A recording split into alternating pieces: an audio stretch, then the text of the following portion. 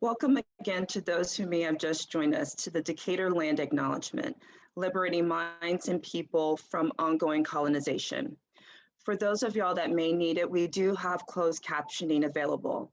Simply click Live Transcript, the icon at the bottom of your screen, then select Show Subtitles. You can change the font size or hide subtitles. Next, you'll hear from Dr. Eves Rose Porcina. She's the Vice President for Equity and Inclusion at Agnes Scott College. She'll be bringing the land acknowledgement and further greetings. Rose? Hello, everyone. Greetings. Thank you, Fanta. I should tell you, Lucy, I cannot turn on my video. It's turned off by the host. So you may want to check that for everyone.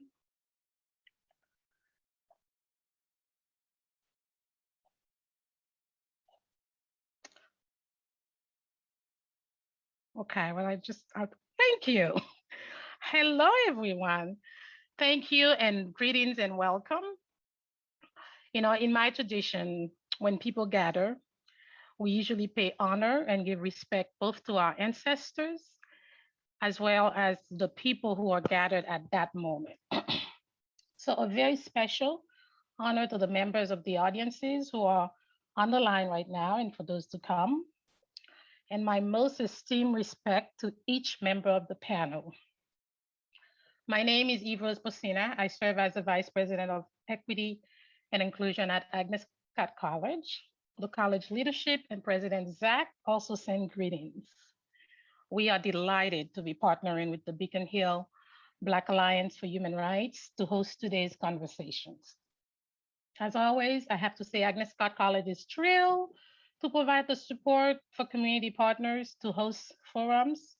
But as a disclaimer, let me just say every speaker here, including myself, represent our own view and are not necessarily representing the organization that I'm affiliated with.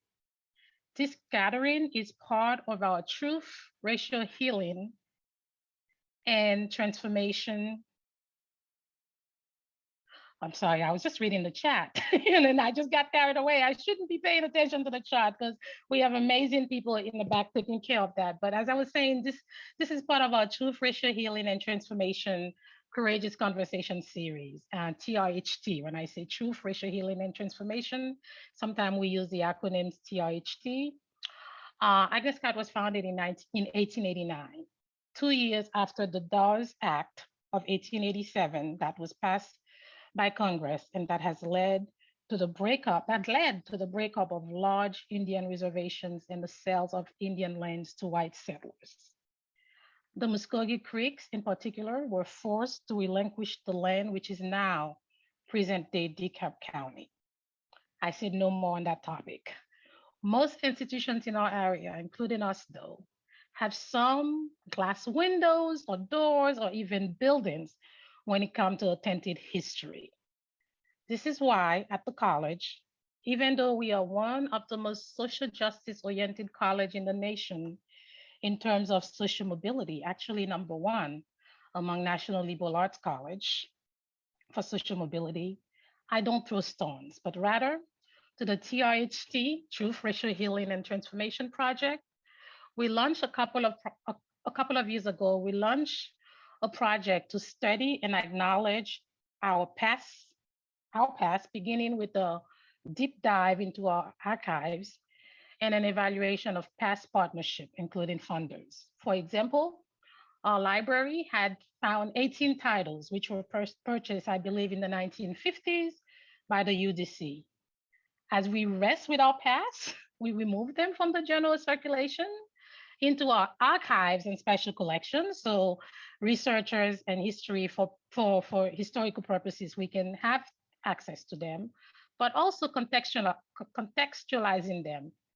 So attaching the contextualizing statement to each of them so people understand. So I say this really as an example of how all of us, all of the organizations that are on this land, in this community today, most of us probably, I shouldn't say all, have some tainted history on the land we sit in. So I'd like to take another minute to honor our ancestors. Clearly, there are people on this panel who you will meet shortly, who are way better qualified than me to do this. But today, I also want to honor each one of them. So we're going to try to do this both out loud and silently. What I mean by out loud, you say it in whatever space you are, whatever space you occupy, you will say it aloud in your space, but we will keep ourselves muted so that we don't, the Zoom, when a lot of people are talking at once, it doesn't work. So we'll keep that muted. I will read it out loud for the recording so people will have a recording of it. So I invite you, wherever you are, to take a minute to read the statement that is now on the screen out loud to yourself. This is a personal acknowledgement. So here we go. I'll read it out loud as I say for the recording. I acknowledge the land that I'm standing on today is the traditional territory of many nations, including the Appalachee, Choctaw, Cherokee, Ichiti, Oconee, Miccosukee, Muskogee Creek, Timucua, Yamasee, Gwale, and the Yushi people. I acknowledge that the organization involved in this collaboration sit on the stolen territory of the Muskogee and the Cherokee people. Descendants of mound builders, the Muskogee people were expelled from their ancestral lands, which include the areas now known as Alabama, Georgia, Florida, and South Carolina. The lasting effects of colonizations and genocide are glaringly apparent in the economics, social, and judicial injustices that Indigenous people suffer at the hands of the US government. Additionally, monuments to colonizers, slavers, and murderers are still prominent in our cities and country.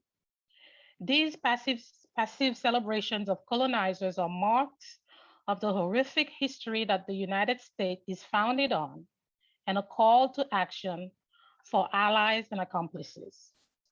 It is our collective responsibility as beneficiaries of these atrocities to bear witness to the historic and ongoing oppression of Indigenous people. Thank you.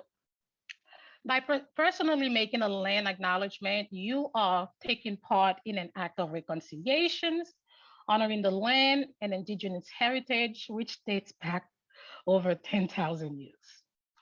We urge everyone, however, that we caution first that acknowledgement is only the beginning. Everyone must be encouraged to learn about this history. Please donate your time and money to Indigenous-led and liberating organization and stand in solidarity with land protectors.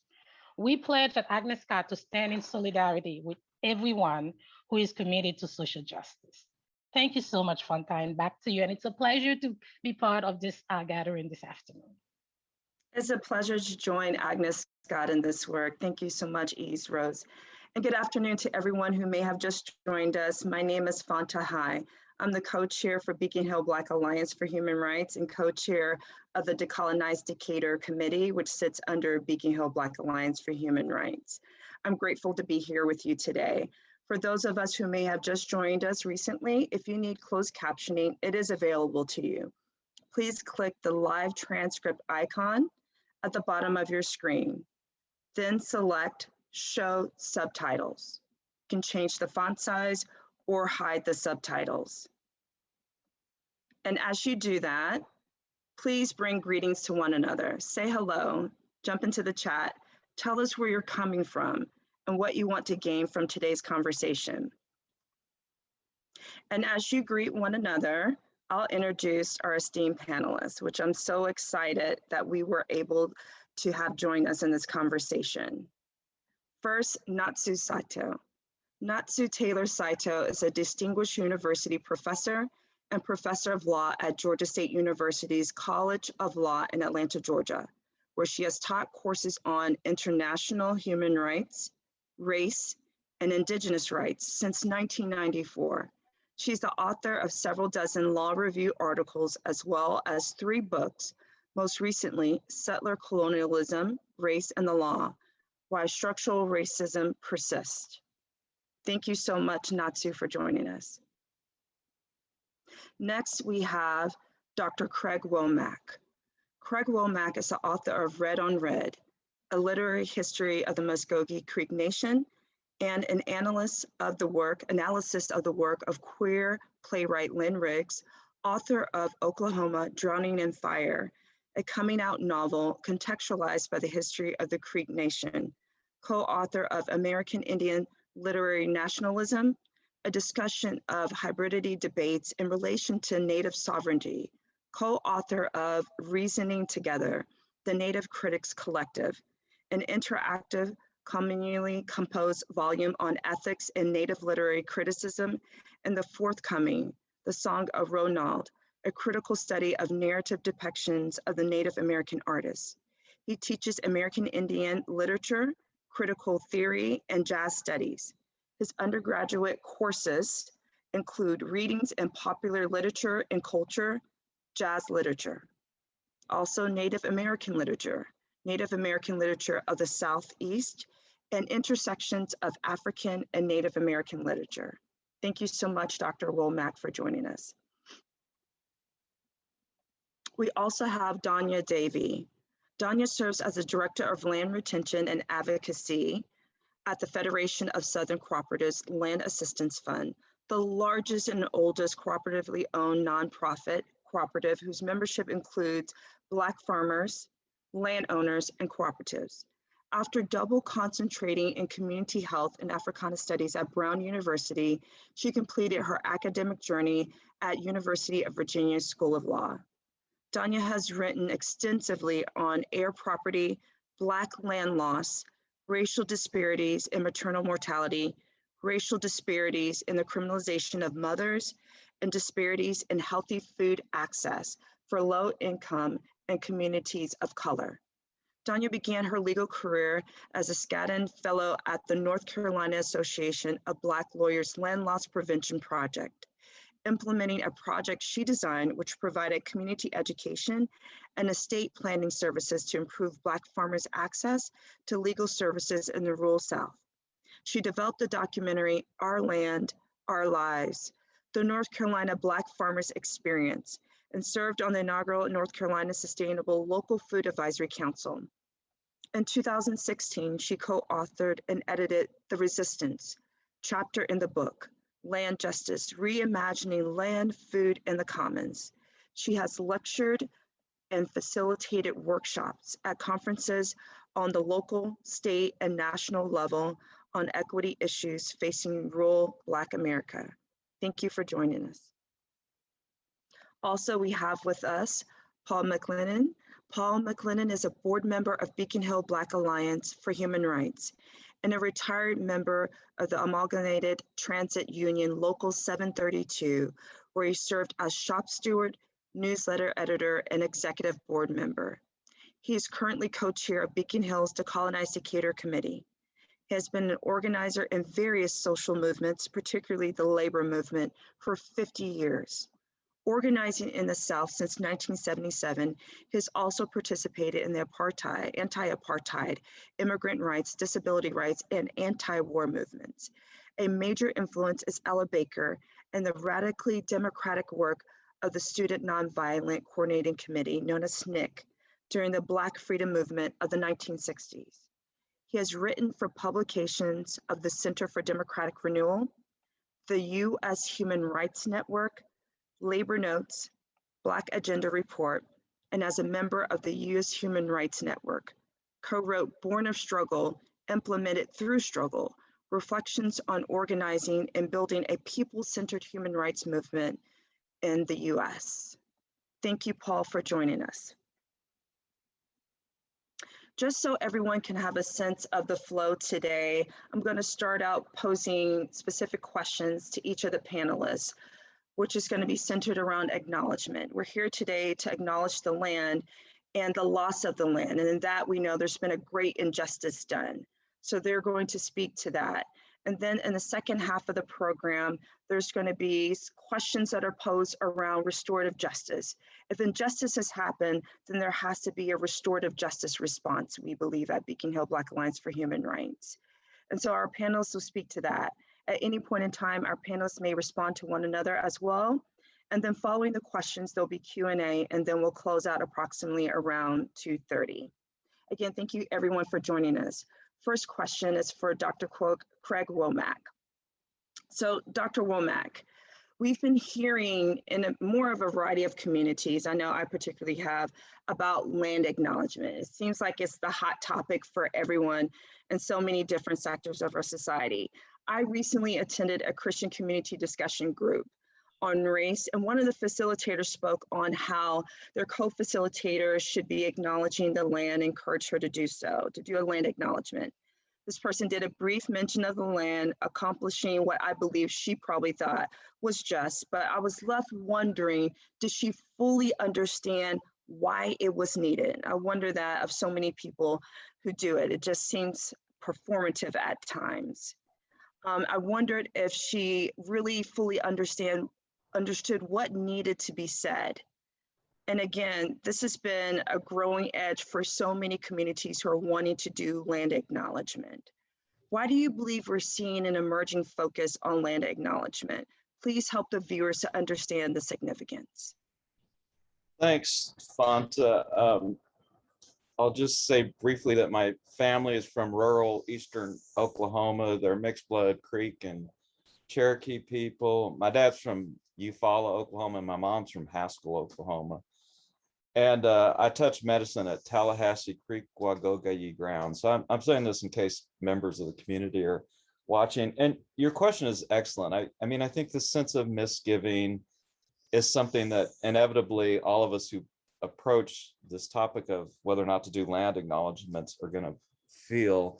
And I started to hear these at academic conferences where somebody would be about to give their paper, and then they would thank tribe X, on whose land they were speaking from. And immediately the thing that came to mind, I think is real similar to what you said. I just thought, what are they trying to accomplish? And I really couldn't put my finger on it, in all honesty. And I thought it was sort of incongruous in the sense that at universities, at least theoretically, we're supposed to be engaged in critical thinking, and yet we were doling out these sound bites and acknowledgements that were often a sentence or less. Sometimes people were gifted enough to put it in a phrase. And, there was just this thing that I noticed, like where the land acknowledgement was always functioning as this subsidiary statement. Okay, I have to say this, now I'm going to go on to my real topic. And as it turns out, my real topic is approximately 5,000% longer than the land acknowledgement. And after you hear some of these conference presentations for as many years as I've heard them, you think the land acknowledgement might have been a more interesting area of discussion anyway. So there was all of that. And then I think there was these issues of complexity that always come up for me, and whether or not they can fit in these sort of subsidiary style statements. And to give an example of this, if we're talking about the history of land in Georgia and Alabama, obviously we're talking about the history of land theft, colonial dispossession, and so on. There's no doubt about that. But also we're talking about a history of incompetence and corruption inside the Creek Nation. And a famous example of this is just to the south of us. William McIntosh had a plantation there, and you can go visit that site today.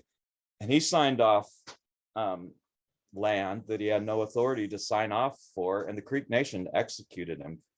And people will talk about that some because they use him as an example of the lower creeks, and they're supposed to be more assimilated and more white and more influenced by Christianity. They like less to talk about the fact that some upper creek leaders ended up making bad decisions like this as well. So that's sort of another part of the story that nobody wants to hear, because there's this set of expectations around these land acknowledgements that they'll be about Indian victims. But what if Native people aren't just archetypes? What about if they're not just archetypal victims? What if they're human beings like all other cultures throughout history? That are flawed. And what if Indians have agency and can make decisions? So immediately one wonders, can all that fit inside a land acknowledgement? Will it even do that? And I think we've all struggled with these questions. And yet at Emory, we have decided that we need to do one, and that it's better to do one than not to do one. And our reason for doing that, at least from my perspective, is that institutions have to know something about their institutional history in order to make relevant decisions. And the one we came up with was authored by Deb Vidali. It's quite a good statement that went through lots of research and vetting and checking with historians. And it's kind of a challenge, you know, to put that out there, because one of the things we face immediately is people say, well, that's too long. You know, Emory is approaching a 200-year history. It hasn't done a goddamn thing for 200 years, but our 2 paragraphs are too long for them. Okay, don't have time for that. Well, and a lot of times this is sort of voiced sympathetically. That's really cool. We love what you say, but we've got to spot on Georgia Public Broadcasting. They're giving us 30 seconds to advertise our event. You know, the very most we could do is a sentence. So I think one of the things that comes up is just exercising the right to say no sometimes. Like, okay, if that's all you can do, then find another place where you can do the land acknowledgement more responsibly. And maybe we're not supposed to do land acknowledgements every single time. So there are all of these challenges, and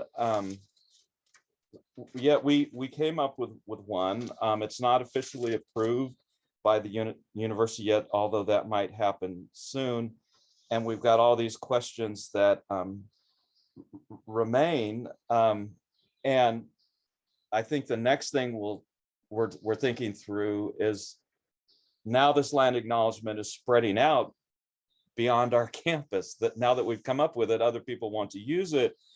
And so we've got the somewhat bad news to deliver to them. Well, you know, you might have to do some research on this too, because depending on where you're standing, when you say this, it might or might not apply, and it gets kind of complicated. And, you know, the 1821 treaty affects some parts of Georgia, the 1825 treaty affects other parts. And so it requires some research. And, you know, we have to think, do we really want a land acknowledgement at every festival in Atlanta or every beer bash? And will it be given in an environment where it gets serious consideration? If you have a situation where a native person, especially from one of these southeastern tribes, is giving the land acknowledgement, and if they have special requests and they say something like, I don't want any of this posted, will you be able to ensure that that happens? And if the answer is no, maybe you have to ask the question, is the land acknowledgement more important than maintaining a relationship with this community member, or maybe even the possibility of alienating the whole tribe? So we've got all these ongoing questions, but we felt like, especially in the environment we're in now, where Emory has put forward this task force on untold stories, and we're looking at our history in relationship to slavery and Jim Crow and segregation. Like, how could we not do one at this particular time? So we've done one, and we're working out the details. So that was a long answer, I know, and I'm going to try to be briefer in responses that come. But those are some thoughts, and and we're not trying to discourage people from doing these, but I'll talk more about this when we get to the restorative justice issue. We're interested in how you build up follow-up into the process. Yeah, it's certainly a very complex issue. So I appreciate all the detail that you gave around it, because it is very nuanced. So it's the follow-up, it's the why, right? It's the research that goes into doing it, and honoring relationships that could be impacted by how you do it. All of those different things that I think most people don't consider, which is why this conversation is so necessary. So thank you for hitting on all those points, Craig. Thank you. Natsu. So as we talk about land lost and land being stolen, and this idea of who the land belongs to wherever we're at in the world, this goes back hundreds and hundreds of years, right? This conversation and the fight for the land. And we see this playing out in the Middle East. We saw this recently with Palestinians being warred upon, and with the global threats, because we believe there's global threats that connect to present day issues. Given what we're seeing in Palestine, can you please speak about the issue of colonization and settler colonialism as a worldwide problem today and its connection to land?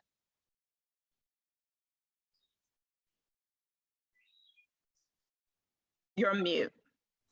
There you go. Sorry about that. I will be happy to give a very superficial answer to that question because that's a very big question. And I wanted to start to get to it by starting with the question of land acknowledgement and appreciating what Craig just said.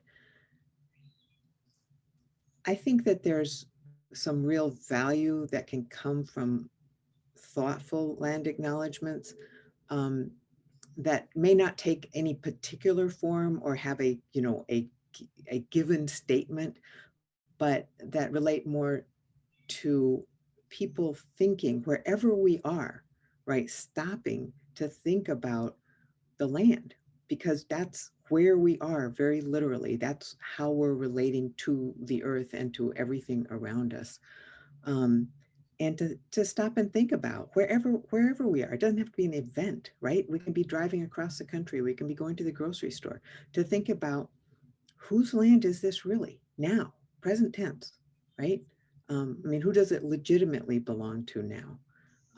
And if those people aren't here, where are they, right? And to remember that a lot of people are here, right? We don't, in this country, we think about or talk about Indian people so often in the past tense, and it makes me completely crazy. But I think that that's really important. And then to think about the history of the land, right?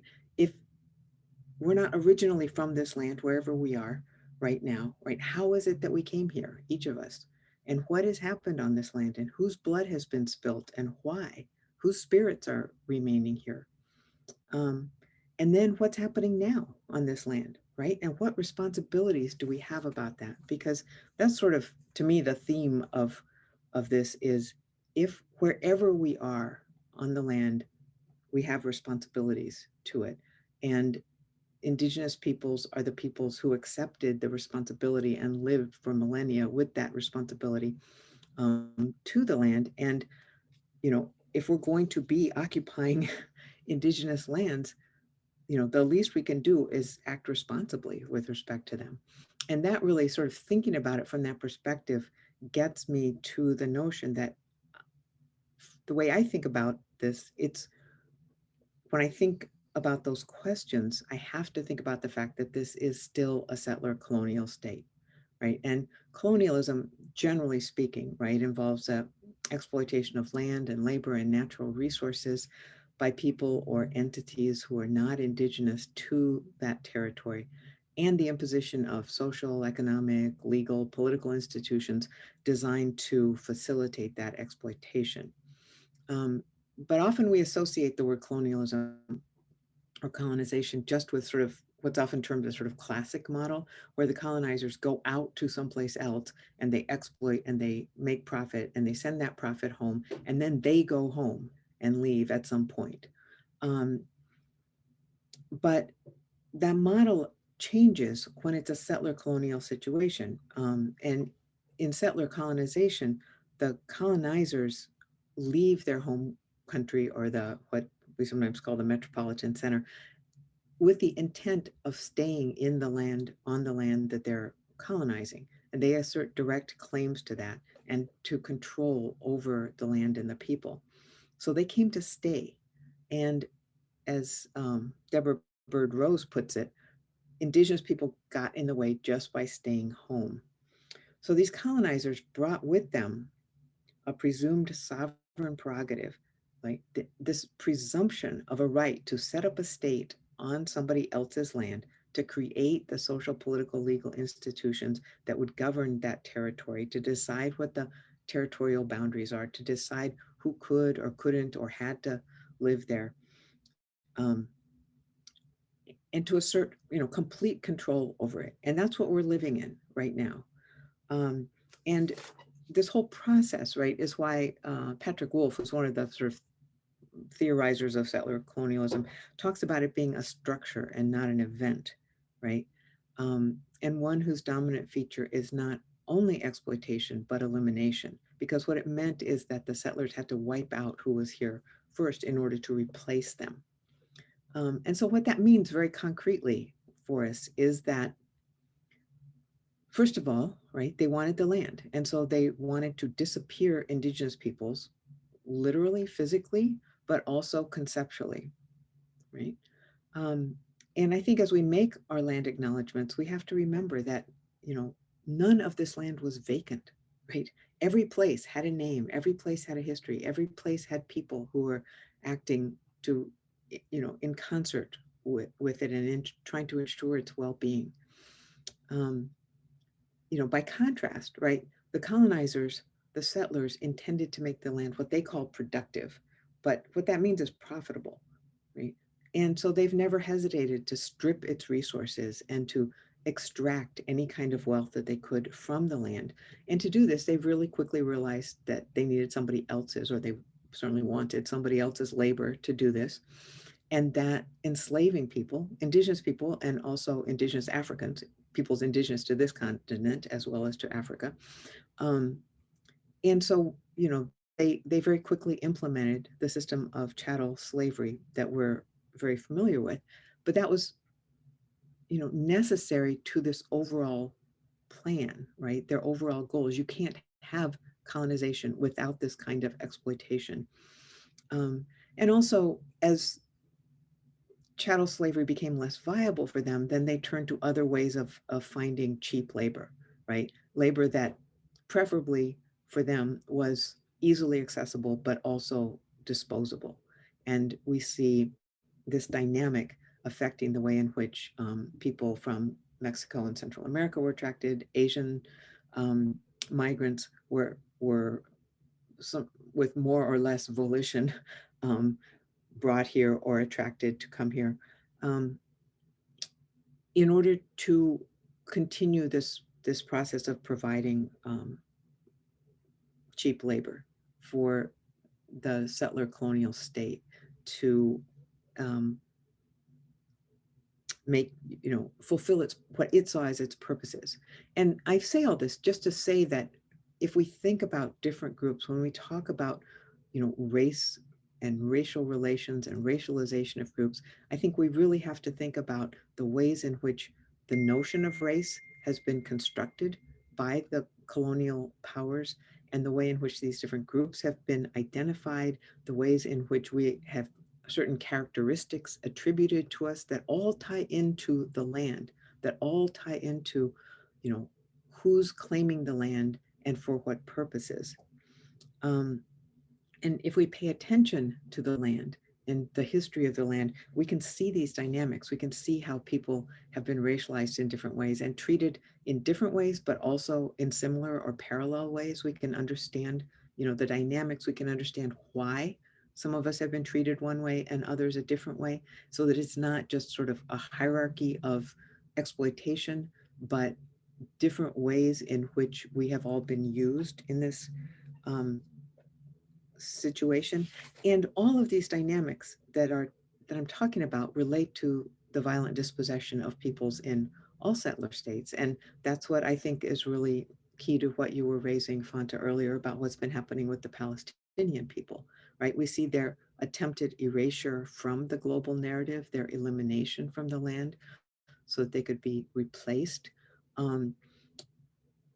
so that they've been, you know, subjected to exile and elimination at the hands of a settler state that invokes a higher purpose, just as happened here in the United States with the settlers. And I think it's really important that we see those connections, and those connections have been made by American Indian people for decades and decades, right? It's the rest of us who I think often fail to see those connections. And I just wanted to wrap up. I know I've gone on and on here, and I'm sorry about that, but I just wanted to wrap up by saying that, you know, while I'm enormously grateful that people have been stepping up to call attention to what's been happening in Palestine over the last couple of weeks, I also really hope that those same people will be willing to see what's happening here, what has happened here, not just in the past, but right now with respect to Indigenous people, and feel equally compelled to step up and address some of those issues. Natsu, I hear you trying to take us deeper into recognizing the land and its connection to how we're racialized, right? And just having us move into a place of consciousness where we're more reflective wherever we're at. And as Craig said, it doesn't have to be at an event, at a festival that we're doing a land acknowledgement. We can do that personally, wherever we're at in the world, but also understanding the ties to the racial structure and the system that's put in place. It's all been very intentional. So thank you for bringing us into that part of the conversation. And you also spoke of intersectionality around chattel slavery, which is a perfect segue to Danya. Danya, you're now the new Director of Land Retention and Advocacy at the Federation of Southern Cooperatives Land Assistance Fund, which is, as I mentioned earlier, and as I introduced you, the largest and oldest cooperatively owned nonprofit cooperative whose membership includes Black farmers, landowners, and cooperatives. As you reflect on the stories of the members and work to address the inequities through your role, what do you see needs to be acknowledged regarding the land in the South for Black farmers and families? So just a quick correction, it's Dania. I'm so sorry. No, I just, the reason, like, so that's part, it's tied into kind of the remarks that I want to make, because I am an immigrant to this country. I am a racially ambiguous person. I am both Chinese and Black, and I'm from the country of Jamaica. And so arriving in America, I've experienced being displaced by the US and its impact on my, my country of origin.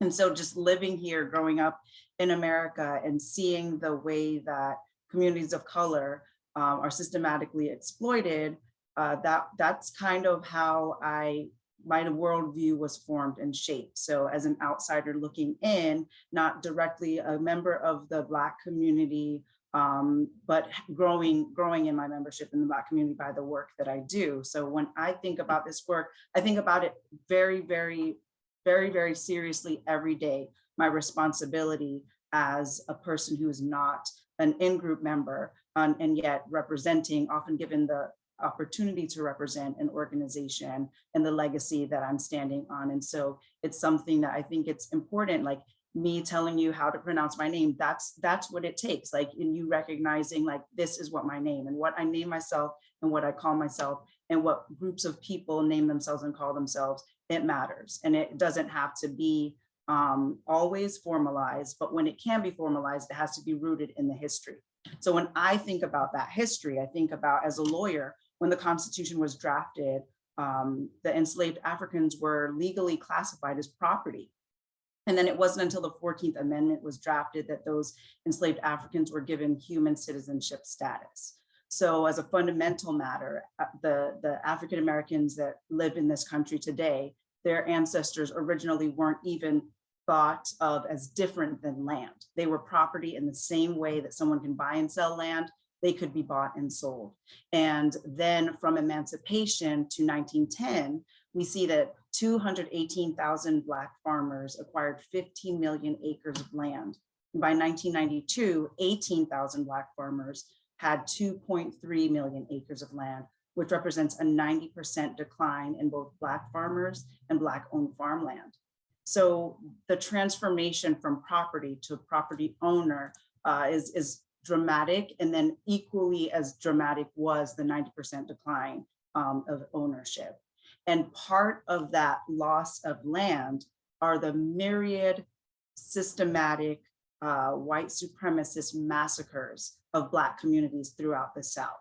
And from 1866 in New Orleans all the way to 1923 in Rosewood, Florida, we saw where Black communities that were navigating Jim Crow actually were destroyed and wiped out, lynched, burned. And so their blood and the sweat of their ancestors that were building and constructing and farming on this land was now replaced by the blood and the sweat and the tears of the Black communities that were destroyed, because white supremacy cannot participate on equal footing with communities having sovereignty.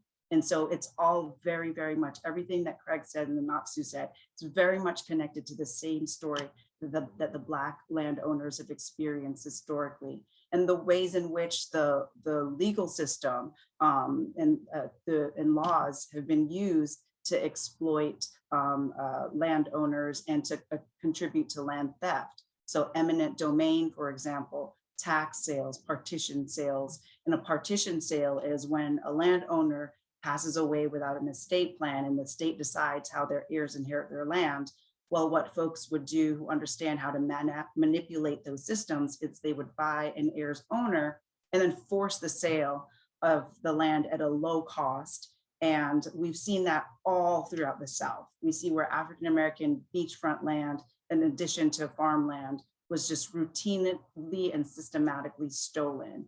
And so I think that when we think about the position that African-Americans are in present day, having originally been displaced from Africa, trying to find a meaning in the land of America and then being dispossessed and displaced again, it's a very complex history, and we need to fully invest in the organizations like the Federation that have been working on these issues for over 50 years, coming out of the Civil Rights Movement and the Black cooperative movement to address the continued and ongoing racial discrimination and disposition that the African-American community faces to this day. Can you speak more about the Federation and its vision for the future? Absolutely, thank you for asking that. So the Federation was chartered in 1967. The Federation of Southern Cooperatives was born out of the Civil Rights Movement and Black cooperative movements. Again, groups of people who were coming together to try to figure out how to give the Black community both their legal rights as well as a means to survive economically within the structures of Jim Crow that they were navigating. Then in 1985, the Federation merged with the Emergency Land Fund to create the current Federation of Southern Cooperatives Land Assistance Fund. And part of the absorption of the Emergency Land Fund was the recognition that Black land loss is so dramatic throughout this country that we really need to be directly engaged in direct services to preserve the land from being lost. We need to intentionally save, protect, and expand land holdings for Black family farmers throughout the South. And so one of the ways that the Federation does that is through our Regional Heirs Property and Mediation Center. We host an annual heir property conference in December, wherein we give 100 landowners a 12-month checklist, if you will, for how to get their land title clear and how to establish an estate plan to prevent their land from being lost in the course of the next generation. And so this summer, I'll be working directly with our interns on helping those owners implement those plans that we've given them. We also work from an advocacy perspective on ensuring that we're looking through all of the policies, both federal and state policies, to ensure that, for example, the Uniform Partition of Heirs Property Act is passed throughout all the states so that the consideration of how long the family has owned the land is put in the decision that the judge makes about whether or not the land can be sold, as well as fully funding the Land Assistance Fund so that there's a revolving loan fund for both folks who are on the verge of losing their land and also those who are trying to gain access to land to farm it and make productive use of it. And also our cooperative formation legislation is a part of it because the next level of owning the land is allowing folks to pool together their resources so they can make productive use of it and build and maintain wealth within these communities so that the autonomy and power can be preserved and expanded. So those are some of the efforts that we're making currently to continue to address this ongoing issue. Very important work, thank you. I want to transition to Paul. Paul, we've looked at this on a larger level, globally and more broadly. Let's bring it home, literally, to where we're at in city of Decatur. If you can speak about the history of the historic Beacon Hill community and their experience of land loss. We know they've been impacted by redlining, gentrification, the whole idea of urban renewal. What have you seen and come to understand about the experience of the Beacon Hill community through this topic? Okay, thank you, Fanta. So just to go back over a little of this history of where we are, that coincidentally this is the 200th anniversary year of a land lottery that took place where white settler men primarily took this stolen land from the Muskogee Nation. DeKalb County was founded next year, the 200th anniversary, in 1823, 1822, and then the city of Decatur was founded in 1823.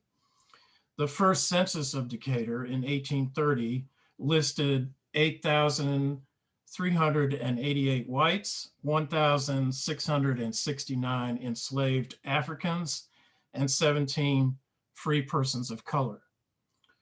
So to begin the history of land in the Beacon Hill community, I have to start by acknowledging the leadership of Mayor Elizabeth, who has worked tirelessly to keep the memory of this community alive. The following information that I found came from a pamphlet produced by the city of Decatur about the Beacon community, and from research and interviews done with Mayor Wilson by Dr. David Rottenstein. I also spoke with Phil Cuffey, who is co-chair of Beacon Hill's Equity and Housing. And to borrow from the Black Lives Matter movement, a phrase, names, I want to list Henry Oliver, Sally Durham, Oscar White, and Sister Lo Bratcher.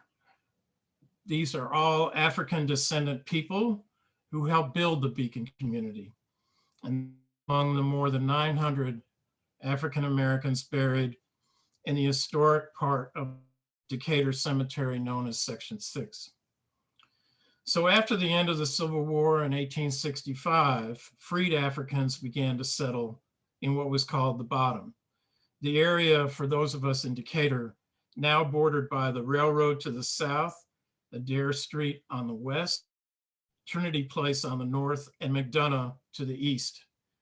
This area was a thriving community of homes, both rented and owned, businesses, churches, and schools.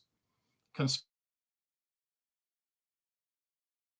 workers, barbers, and hairstylists and storekeepers lived here. Domestic workers also cleaned white Decatur residents' homes and raised generations of white Decatur residents' children. In the early part of the 20th century, the area became known as Beacon Hill, or just Beacon.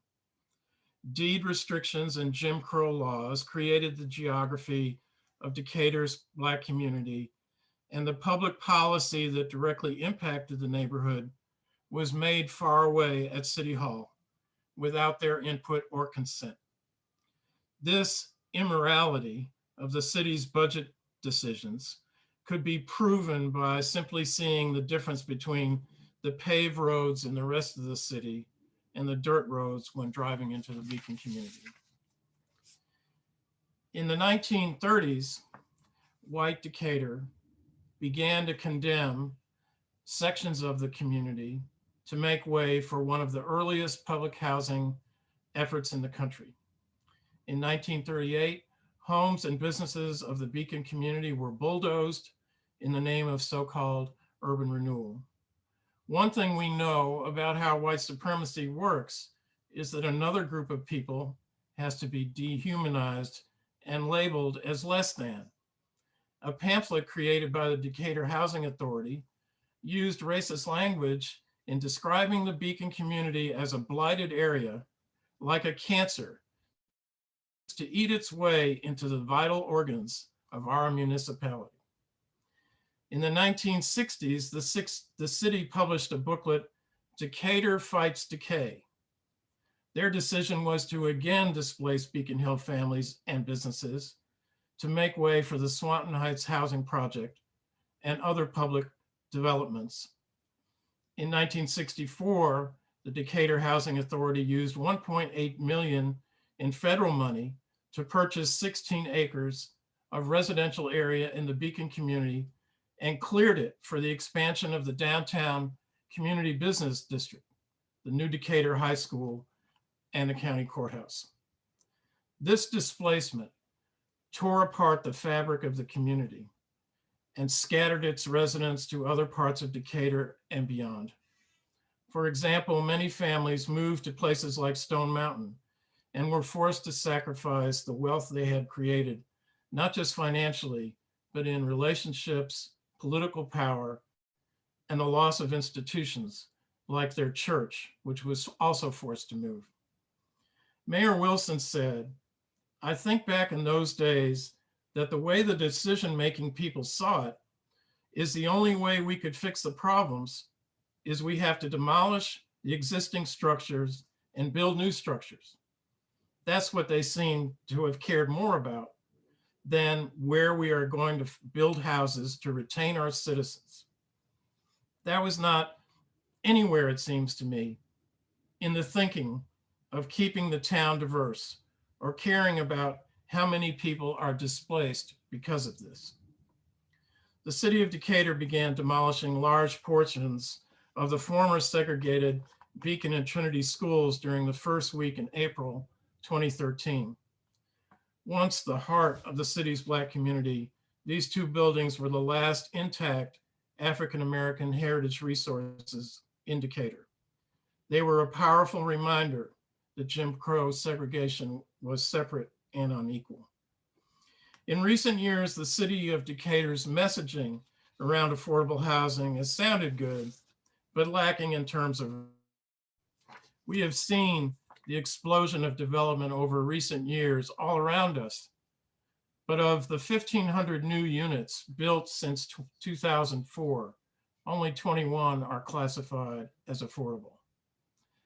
Finally, at a recent Morehouse commencement ceremony, Brian Stevenson, founder and executive director of the Equal Justice Initiative, gave a speech titled, "Truth-Telling Precedes Justice," to begin to redress the historic wrongs that have been done to the Beacon Hill community.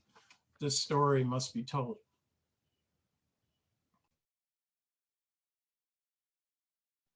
Wow, thank you, Paul. A lot of pain, a lot of land loss, bloodshed, as Natsu said, broken and disruptive communities. If we're going to have that conversation, then it's important that we go into this next piece of the webinar, which is restorative justice. What does the restorative justice response look like? In this part of the conversation, I really want to narrow it down as we also talk about systems, because we're all a part of systems in some way, whether it's a system in which we work and we're a part of in that regard, or the system in which our children are educated and where they're attached to. So this first question goes to Dr. Womack, thinking about Emory University and what you've already spoken of, Dr. Womack. You recently spoke on land acknowledgement at an event I had the pleasure of observing on March 20th. It was a poetry reading by Joy Harjo, the first Native U.S. Poet Laureate and a member of the Muskogee Creek Nation. During the event, there was an acknowledgement then of the need for Emory to reach more to Black students as a part of their recruitment, which prompts this specific question. Reflecting on universities such as Emory and even others in the U.S. setting up residents through this country, what actions do you believe Emory and other American institutions of higher ed can take as a part of restorative justice due to their participation of acquiring land or expanding into communities of color, which have resulted in their displacement? Yes, thanks. I want to add an addendum to the first question I was answering, because this comes from a very Creek perspective, and it's a particular problem that involves this Atlanta land acknowledgement, which is almost always, when it's given by both Native and non-Native people, folks say Atlanta is the original homelands of both Creek and Cherokee people, and that's just not true. It's the homelands of Creek people. So folks, I would really just encourage folks to do more digging, and I think they will find corroboration for that claim. It was, treaties, land cessions made by treaties with the Creek Nation. So, I've got a pony in this particular race, I have to admit, but I think that's true. But I was really glad, and changing or thinking about restorative justice issues, continuing along those lines, that you mentioned the Joy Harjo event, because what I tried to say at that particular event, I think, embodied my whole response to all these issues and challenges that I was just describing. And it was really a part of this growing conviction that a land acknowledgement is this kind of launching point rather than a landing point, and an opportunity to get people to commit to further investigation and trying to build that follow-up into the statement itself. And so when I made that land acknowledgement at the Harjo event, I tried to talk a little bit about Creek treaty history and how the land was opened up and how Emory doesn't know anything about that. But I also wanted to make the point, and did make the point or attempt it, that Emory also doesn't know anything about Emory. And particularly Emory doesn't seem to know that it's located in the city of Atlanta. And so after I went through this Creek treaty history, I was talking about the fact that there's entire neighborhoods in Atlanta where no one has ever been to Emory. And I talked about the fact that when I made the statement just a few days before, I did this informal survey in class, and informal as it was, I did it in several different times to try to get a pretty good response. And I asked my students, I said, is there anyone in class from Atlanta? And out of the 43 students I was teaching this semester, there was one person from Atlanta, one, not a minority person. And, this is just not a sustainable situation. And so it's interesting that we're in this moment where we have this task force on untold stories, and we're looking at our vexed history in relation to slavery and Jim Crow and segregation.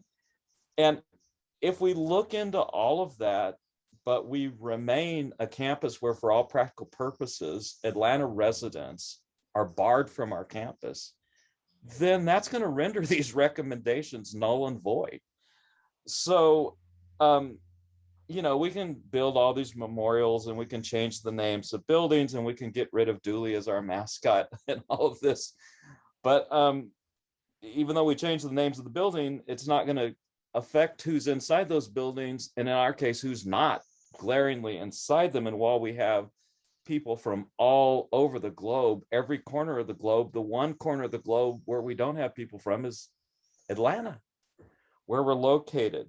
So when I made that statement, I think I concluded by saying that land is a living entity who reminds us of our own ongoing responsibilities. And, this is a further reflection of this notion of land acknowledgement as being a beginning point, requiring further inquiry, building follow-up into the statement, but also addressing these structural issues as well. And in Emory's case, we're in desperate need of some kind of bridge program where Atlanta residents are transitioned into Emory classrooms. And this is an extremely difficult topic to talk about to colleagues, professors, administrators. The first thing they tell me is, I haven't done my homework and I don't know what's going on, and we already do that. Boring, yawn, you don't know. And they tell me, they name all the different programs. And then I say, well, why is it then when I step in front of my class, we see no evidence of this in our classrooms? What's happened to that money? What's happening to that energy? What's happening to that leadership? Where's all this going? That's what we need to find out about.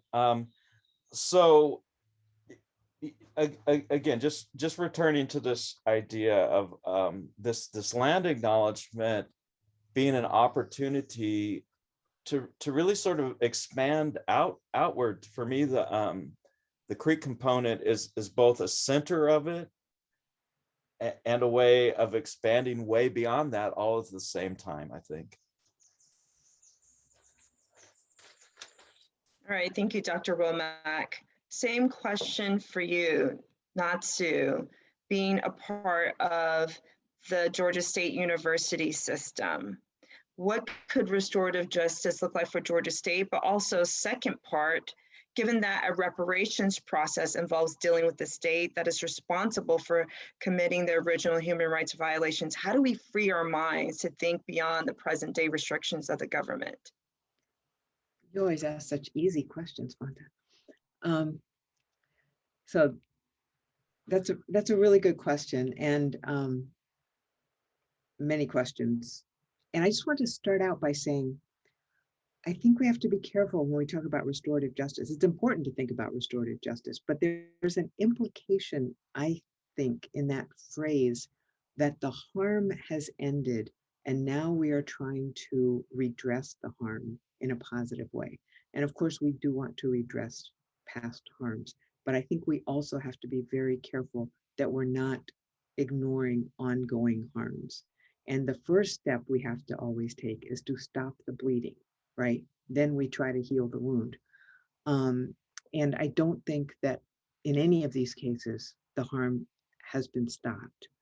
And so that is a primary thing. In the case of Georgia State as an institution, I think one of the places the harm continues is in the land that we're on.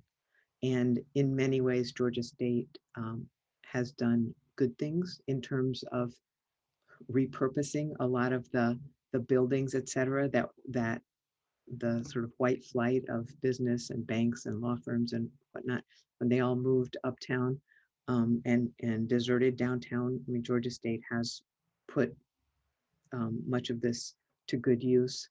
And yet at the same time, with great disregard for many of the residents and many of the people of these areas, especially now as it's expanding further south.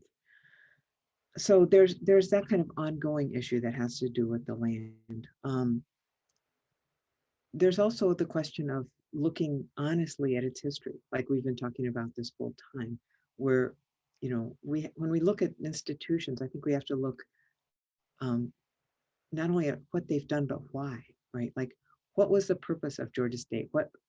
Why was it created? And what did the state, right, which, as you pointed out, is, you know, the entity that created and supports it, what did they want and what do they still want? And in our case, with respect to enrollment, we have a somewhat different problem or issue than that raised by Craig, because we have significant numbers of students who are local and students of color.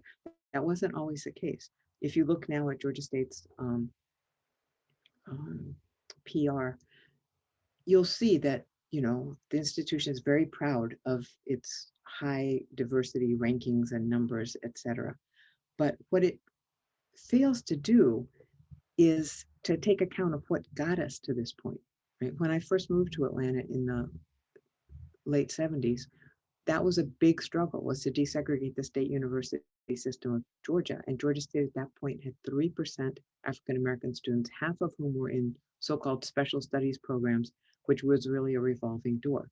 It was a struggle, it was a fight. There were protests, there were marches, there were pitched battles at regents meetings, there was tear gas, there were people being beaten up and arrested by the police.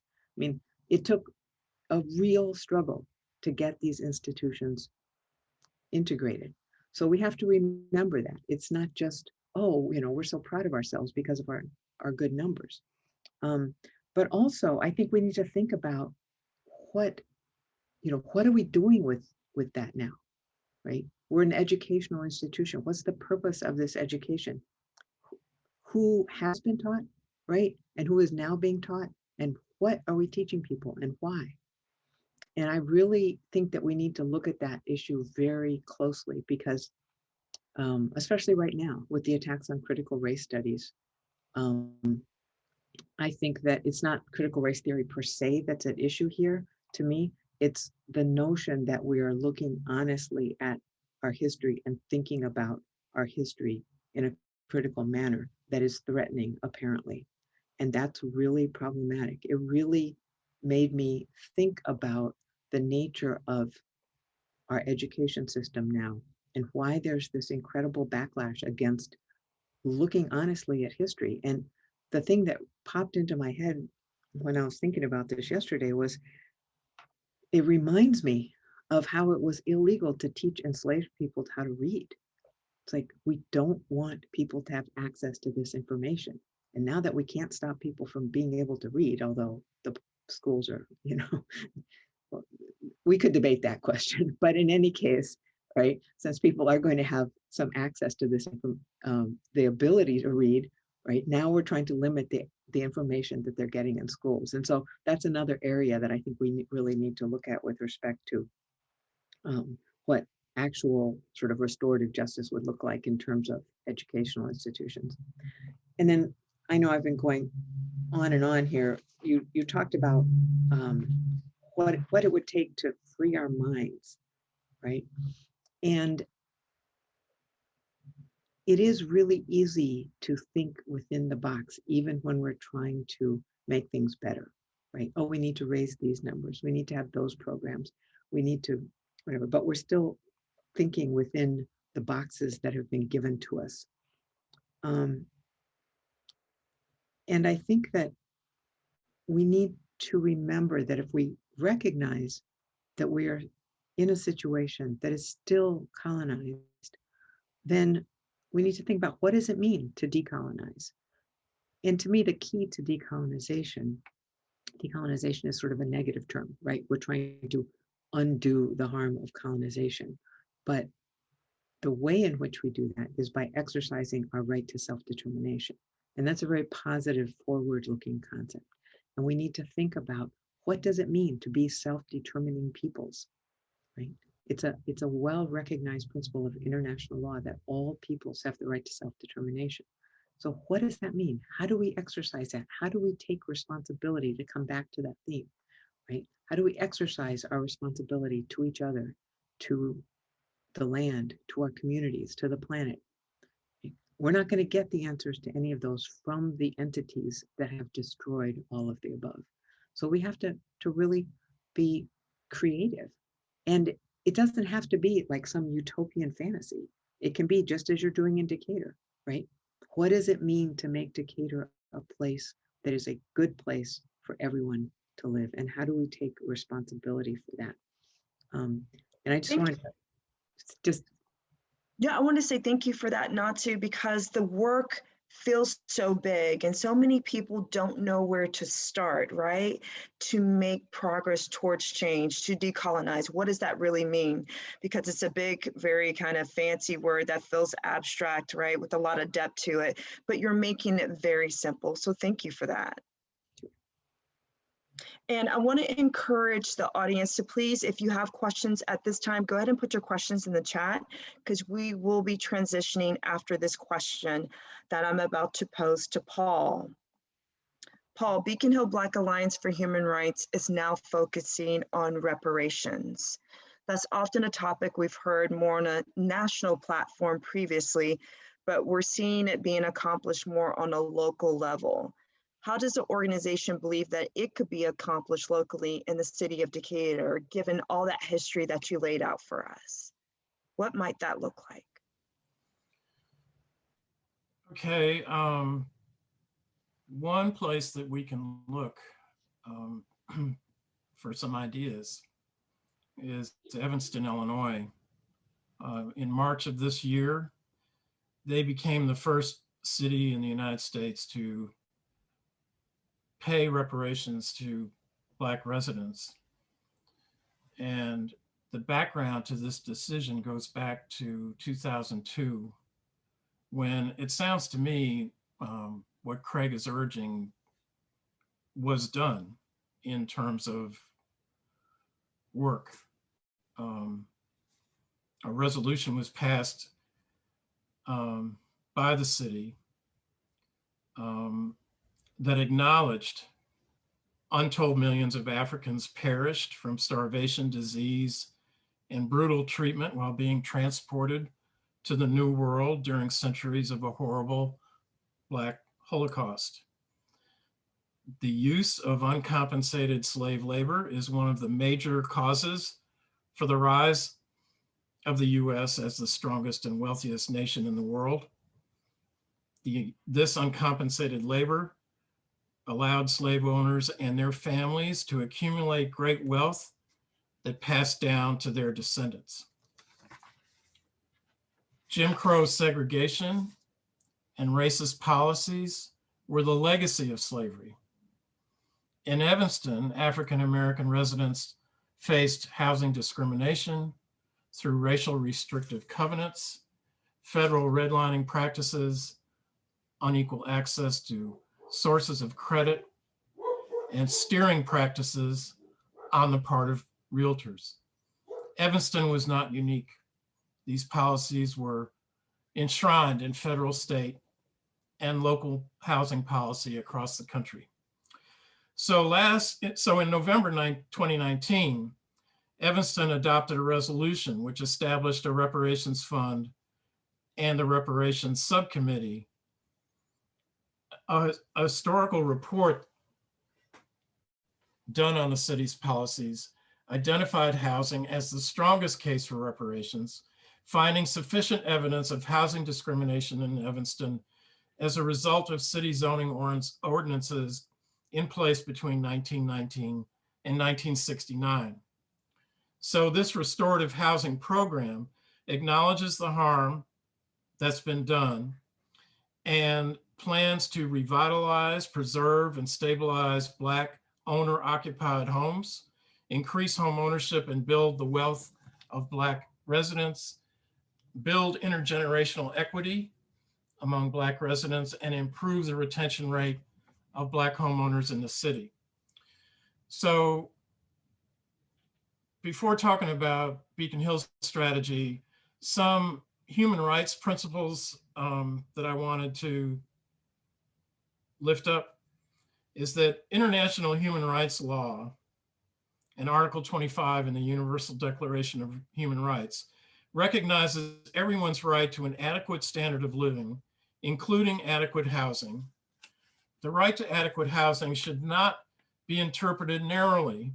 Rather, it should be seen as the right to live somewhere in security, peace, and dignity. Human rights are interdependent, indivisible, and interrelated. The violation of the right to adequate housing may affect the enjoyment of a wide range of other human rights. So Beacon Hill's strategy is to believe that equity is a quality of being fair and impartial at all levels of government and society.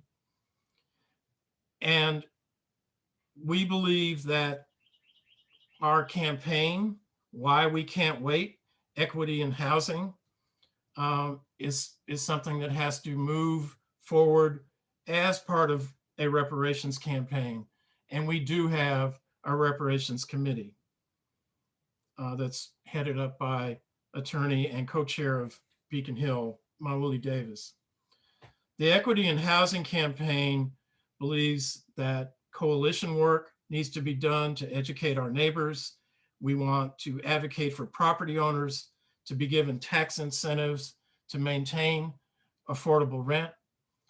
166 affordable housing units a year is what Decatur's own affordable housing task force projects is needed for the next 10 years to catch up to where it should be. We want to hold the city accountable to that number. We want to support affordable housing at Legacy Park, the Boys and Girls Club site, and throughout the city, and to offer holistic affordable housing solutions which are needed for youth, city workers, seniors, and those living with disabilities. Beacon Hill co-chair Mauli Davis is working with the National Coalition for Blacks for Reparation in America and COBRA to develop a reparations proposal for the city of Decatur. Attorney Davis will be moderating the first Georgia State Bar conversation on reparations, and Nasa will be on this panel.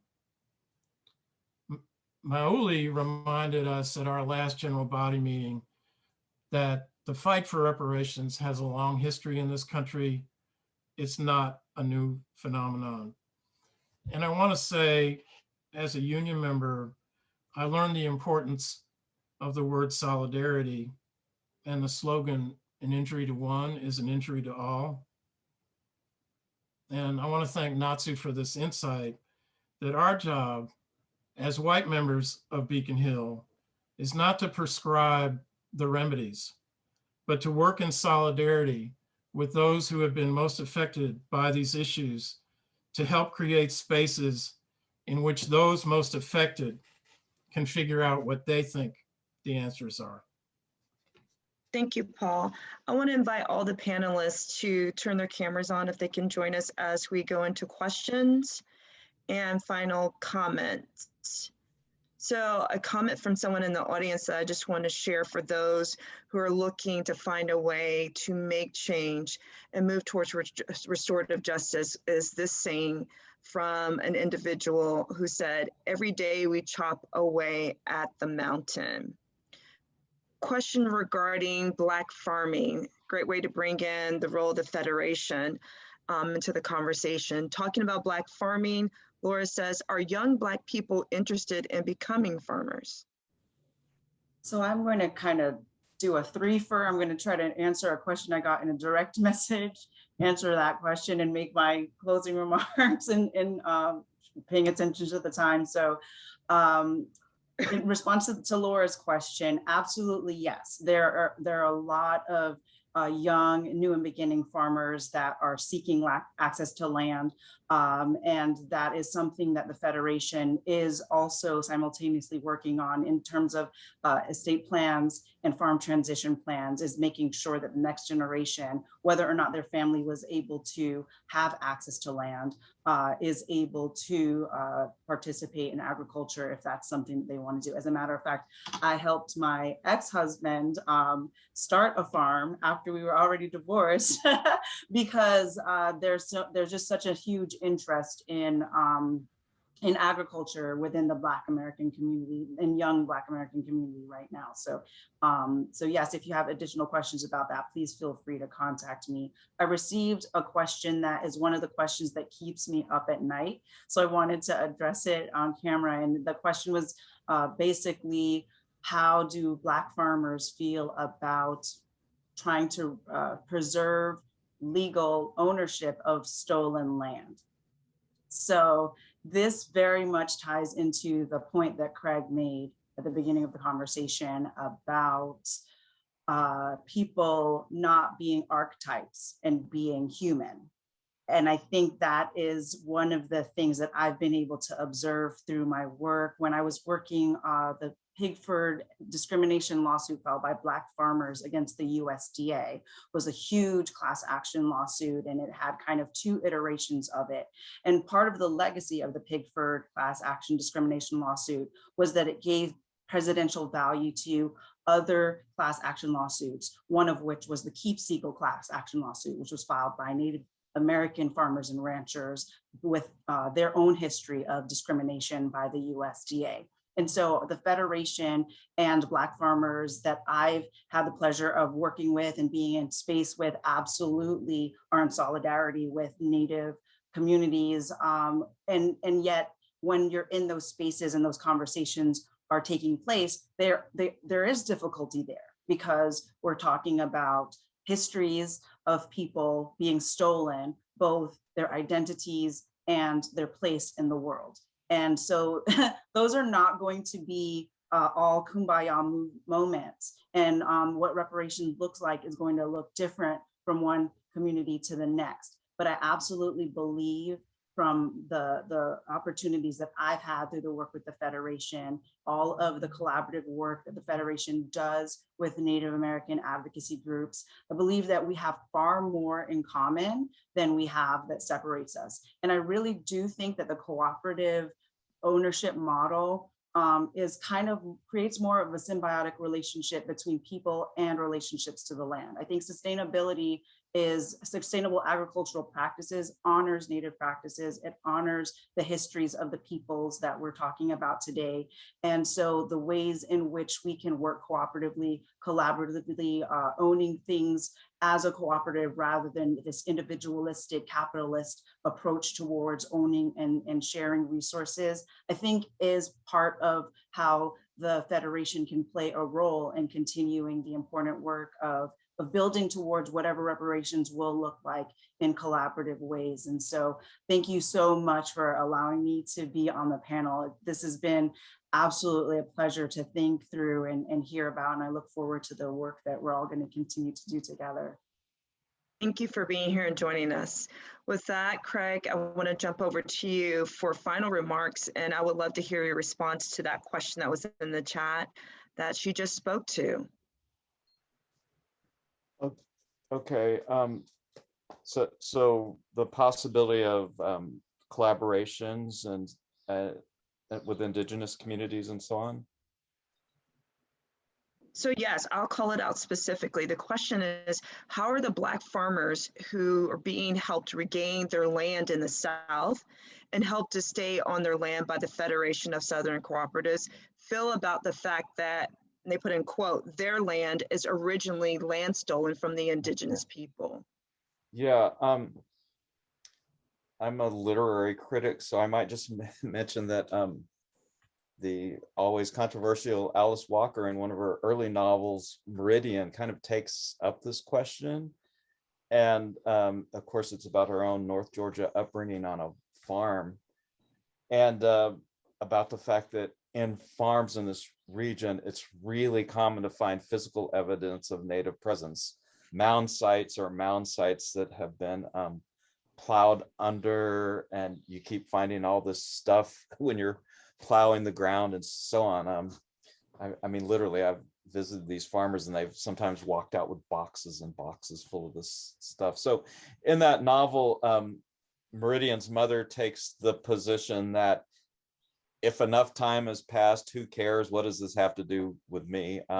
It happened a long time ago. And then her father feels some sort of acute responsibility to the fact that he sees all this evidence of Native existence on his farm, but he doesn't have enough knowledge to know what to do about that fact. And so a lot of times when I teach that novel, I talk about this very real gap between Native communities and African American communities, where we simply don't know enough about each other. And so I turned that into a whole course. But I mean, I think there is a lot of potential for collaboration. And if you look at these Southeastern tribes, and I'm thinking now of one that's kind of obvious in South Alabama, the Porch Band, which is a federally recognized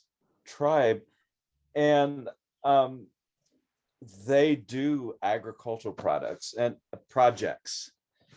And of course, I'm not in the position to recommend what the Porch leadership should or should not do, obviously, but they have a cattle operation and a hay operation. And I know this from very informal conversations with a person who manages those. Dania might be able to answer some of this even better than me, but you know, it'd be interesting to find out to what degree the tribe is doing extension work, and whether or not there's a possibility of extending this agricultural knowledge to other communities beside the tribe itself. I know that Porch has indicated some interest in this because they have started to fund public projects that are outside the tribal domain or purview that benefit fellow Alabamans. So I think there's a kind of moment for this, and one key issue is just finding out what Porch is already doing. And this Dania might be able to answer better than I can, but just, you know, talking to Porch leadership and seeing what they've already got going on. And in terms of the racial dynamic of this, it's really interesting because people at Porch have their own unique experience of Jim Crow.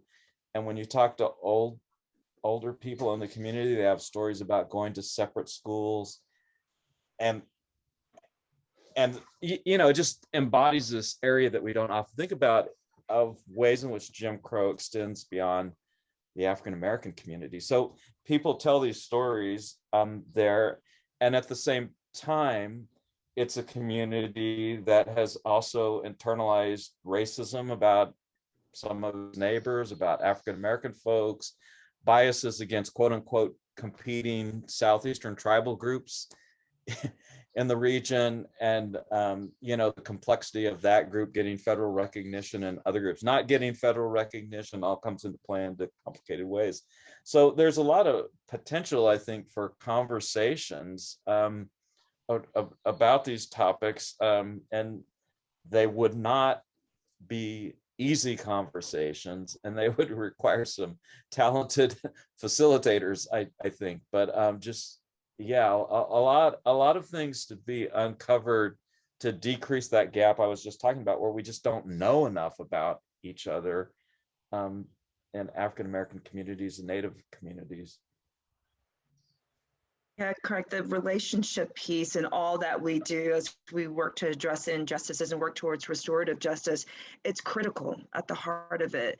It's critical. It has to be about relationships and us seeing each other as human beings and what we have individually experienced, but what we're going through collectively as we work towards healing the community as a whole. Absolutely. Any additional final remarks, Craig? I just was thinking tangentially. I mean, just as you were speaking just now, of the fact that I'm sitting here in Middle Tennessee, and there are all these gender alternative communities that have started this whole network here, and some of them date back to I believe the early 1970s, and in some cases, some of these people have become so integrated in the community. I mean, they're starting to run for town council and stuff and getting elected. And who would have thought that could have happened here? Like, I mean, Yes. it seems absurd. You know, I mean, like the heart of, you know, Trump country and all of this, and yet this is something that where people have forged these most unlikely of alliances that nobody would have predicted could have happened. So I think what you were saying earlier about, you know, just finding this little part that you can start chipping away at and doing that, amazingly sometimes it works. Right? Yeah, absolutely. Paul, final remarks. Thank you, Craig. Okay, again, concretely, and thank you, Lucy. We know that settler colonialism is alive and well, and the mindset that goes with it, because a cannon that was placed on the public square of a county seat in 1906 is still there 115 years later. And there's a petition in the chat. People could sign and share. There's some resources, because decolonizing our minds is part of this process. Also on Tuesday at the DeKalb County Commission, there's room for public comment. There's a process for doing that, where you send an email. I don't know if you've got that, Lucy, for public comment. And we want that thing, we want it should have been gone with the Lost Cause Monument.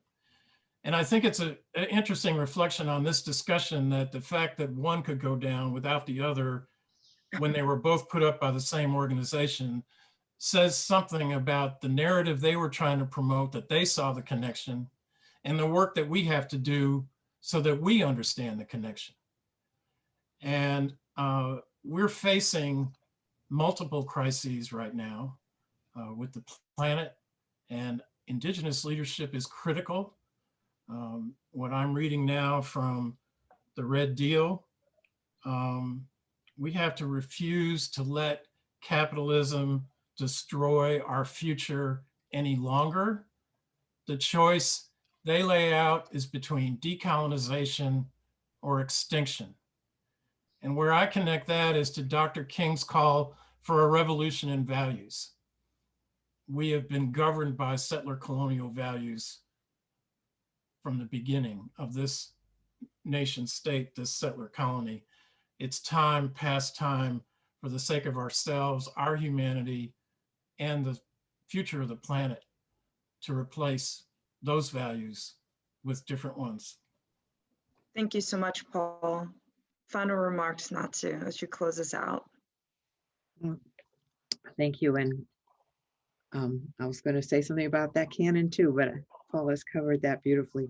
I just want to say that 2 quick points. One is, as we talk about this history, something really struck me listening to a Indigenous filmmaker named Nikki Sanchez talking about decolonization being the work of everyone's work. And she said, she was speaking to a settler audience, but she says, this history is not your fault, but it is absolutely your responsibility. And I like that approach, as with all of these struggles that we're talking about, and in particular right now in Decatur with the effort that's going on to make the connections between the canon and the monuments to the Confederacy, right? We have to see those connections and we have to take it as our responsibility. And I just want to say more broadly, as we think about reparations and restorative justice, I think anything, including land acknowledgements, can reinforce the status quo, or they can help to disrupt the status quo and to empower those who would change it. And I think that anything we look at, we look at anything we do, and we just ask that question, right?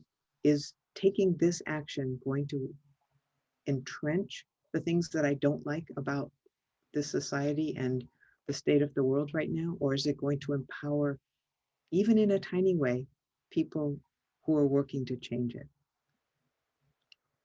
Thanks. Thank you so much, Natsu. And if you haven't already, audience members, gone into the chat, we need your help. Beacon Hill needs your help. Please sign the petition if you have not. Please share the petition if you have not. And we also invite you to make public comment to help support the work for the removal of the genocide canon by making comment on, again, the 25th. As noted in the chat, there's some specific instructions. I would ask that you just copy the chat if you know how to do that, or make a quick note if you don't know how to do that. We've already gotten City of Decatur to sign a resolution and support the removal of the genocide canon. We now need DeKalb County to, again, accept this same resolution because it's on their property. So this is specifically how you can help us. There was a lot said here today. The question was posed to Natsu earlier. I gave her the question of freeing your mind. And Beacon Hill believes these kind of webinars are ways in which we can get information and give information so you can free your mind to become decolonized. But also it takes certain action steps. So we've given you actionable steps you can take in the chat, and there's more work that you can do. We invite you to go to beaconhillblackalliance.org to join one of our committees to join us in the work towards progressing forward towards restorative justice actions and liberty for people of African descent. Thank you for joining us this afternoon. We look forward to seeing you at the next webinar. Take care. Thank you all. Thank you to the participants. Thank you, Fata. Thank you. Bye. Mado Hadam Chia Chatlis.